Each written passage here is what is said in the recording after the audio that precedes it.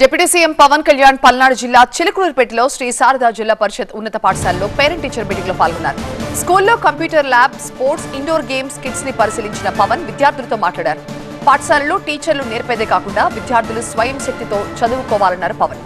కూటమి నాయకులు పిల్లలకు ఏమీ చేయకుండా భవిష్యత్తులో ఓట్లు ఎలా అడుగుతారని స్కూళ్లకి కంప్యూటర్లు, లైబ్రరీలు, పుస్తకాలు ఇవ్వాలన్నారు పవన్. ఇక చిలుకలూరుపేట శ్రీ శారదా జిల్లా పరిషత్ ఉన్నత పాఠశాల లైబ్రరీకి సొంతంగా పుస్తకాలు, 25 కంప్యూటర్లు అందజేస్తారన్నారు పవన్. ఇక్కడ మీరు స్కూల్లో నేర్చుకునేది ఒకటి, అధ్యాపకులు చెప్పేది ఒకటి, మీరు స్వంతంగా మీరు పుస్తకాలు చదవటం. ఎంతసేపు కూర్చోబెట్టి ల్యాప్టాప్స్లో కూర్చోవడం, ఫోన్లు చూడటం.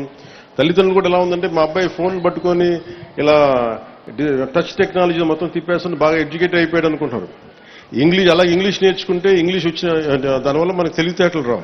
ది క్రియేటివ్ కెపాసిటీ, ఇన్నోవేట్ చేయగలిగే మైండ్, ఇవన్నీ రావాలి అంటే మటుకు చాలా మల్టీ టాలెంట్స్ కావాలి. మనకి మల్టీ టాస్కింగ్ చేయాలన్నా.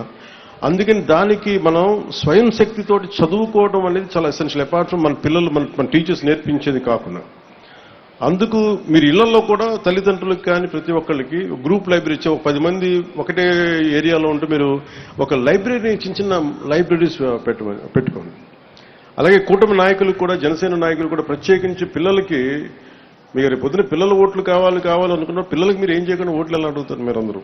అందుకని పిల్లలకి ఏదైనా కనీసం లైబ్రరీస్ లాంటివి మీరు పెట్టండి, లైక్ మొబైల్ లైబ్రరీస్ లాంటివి. అందుకని నేను నా సైడ్ నుంచి మీ లైబ్రరీని, నేను ఈ స్కూల్ని నడిపితే ఎలా ఉంటుందో అలాంటి లైబ్రరీ మీకు నేను మంచి పుస్తకాలు పంపిస్తాను మీకు.